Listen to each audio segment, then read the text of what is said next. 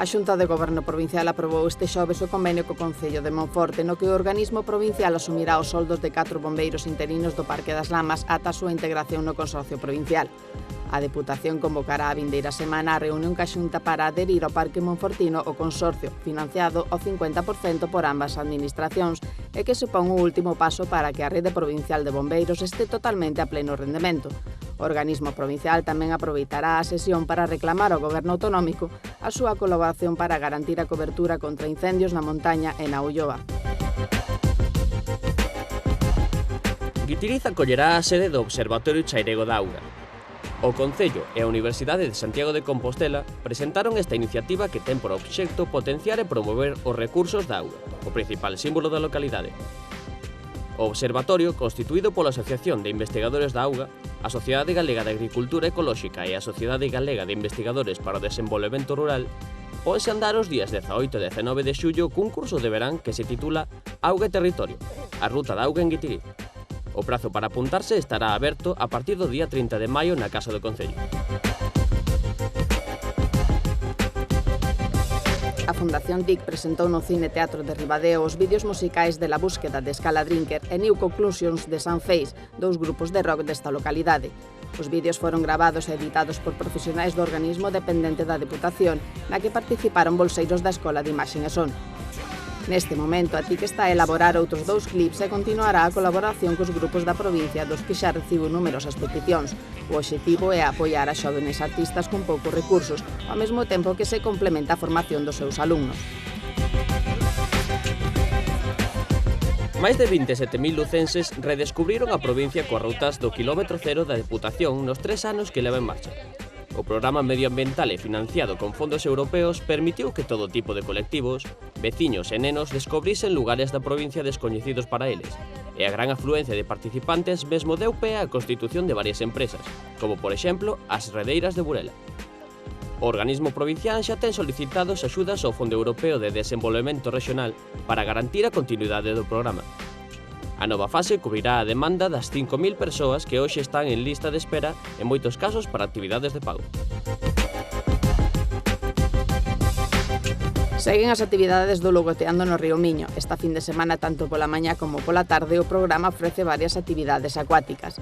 Entre elas, as bolas para camiñar sobre a auga, o paddle con rutas guiadas polo río, o sea-cúter para mergullarse ou o kitesurf. Tamén haberá actividades en terra como os circuitos eléctricos en monopatín e outros xogos para gozar en familia.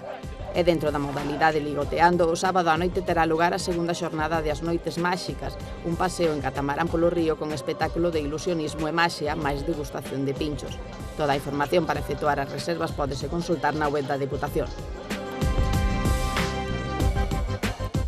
O monfortino Lois Pereiro foi o protagonista este ano do Día das Letras Galegas.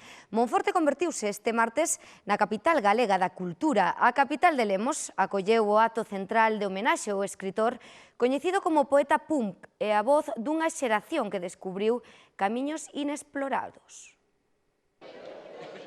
Os monfortinos rendiron este martes unha homenaxe multitudinaria a Lois Pereiro, fillo predilecto da cidade. Veciños e autoridades encheron a Casa da Cultura, o mesmo escenario no que Pereiro presentou o seu segundo libro, Poesía última de amor e enfermidade, pouco antes de falecer con tan só 38 anos. Foi o lugar elexido pola Real Academia Galega para celebrar o acto central do Día das Letras Galegas, que contou ca presenza dos familiares do homenaxeado. Pero ademais celebráronse actividades en moitos outros puntos da provincia. En Lugo, a inauguración da Feira do Libro tivo a Lois Pereiro como principal protagonista. Pola experiencia que temos en 25 anos de libreiros, ningún ano tuvo tanta repercusión. Non sei se é porque foi unha persona nova, moi nova cando morreu, quizás sexa pola súa obra, que foi bastante transgresora no seu tempo, pero non sei, nós estamos realmente moi contentos. Outros libreiros falan de baixada de vendas con respecto a outros anos. Tamén pode influir un pouco a economía, porque, como dicen que hai tanta crisis, pois pode ser eso. A Deputación e a Asociación Galega de Editores sufragarán unha estatua do poeta no contorno da Ponte Vella, idea que partiu do Concello monfortino. Máis de 1.500 persoas participaron no encontro de Eurovisión organizado pola Deputación para apoiar desde San Marcos a Lucía Pérez. Os asistentes participaron en sorteos de agasallos, xogos e talleres organizados coa colaboración da Fundación TIC e do Centro Social In Lugo. Tamén tiveron ocasión de degustar produtos autóctonos. Deles, preto de 300 seguiron o festival desde as pantallas xigantes instaladas dentro e fora do Pazo de San Marcos. A festa deu comezo horas antes do inicio da gala de Eurovisión. Os cativos e as súas familias foron os primeiros en desfrutar das actividades organizadas en San Marcos. Hinchables e talleres nos xardíns, karaoke, xogos virtuais e diante das cámaras de televisión no interior.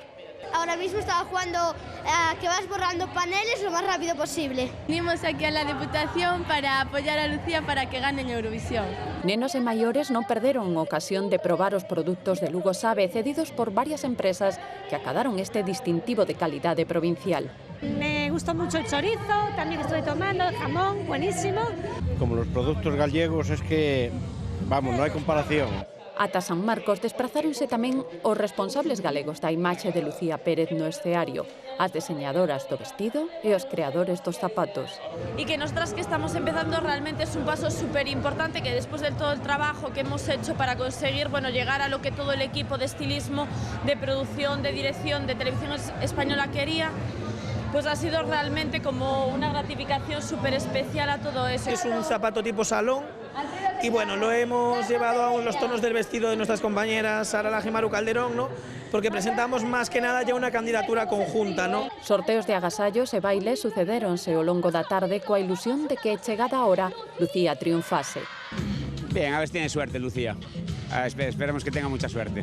Para apoyar a Lucía, para que gane y apoyarla, que sepa que Lugo está con ella. Entre as persoas que acudiron con antelación para seguir o festival, desde a Deputación, atopábase unha prima e varios amigos da cantante do Incio.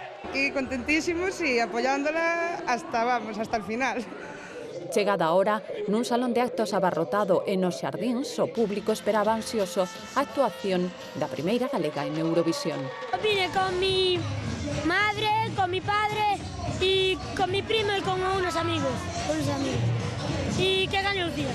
¡Lucía, viva Galicia, Lugo! No momento esperado e en pé, os asistentes fixeron os coros a Lucía ondeando todo tipo de obxetos coa imaxe da cantante. E malia que non poido ser, os asistentes non escatimaron eloxios do seu bo facer e simpatía. Sí que mereció la pena, aunque no ganó porque lo hizo muy bien. Non puido ser, o ambiente estupendo, a organización, bueno, pasamos ben, vamos aquí a las 6 da tarde. Antes de Eurovisión ya demostró ser una persona que amaba su provincia, humilde, sencilla. Después de Eurovisión para nosotros es aún más Lucía, más Super Lucía, y estamos con ella a muerte, como estábamos antes de Eurovisión. A cantante do Incio levouse o agarimo e a admiración de todos os que acudiron a San Marcos.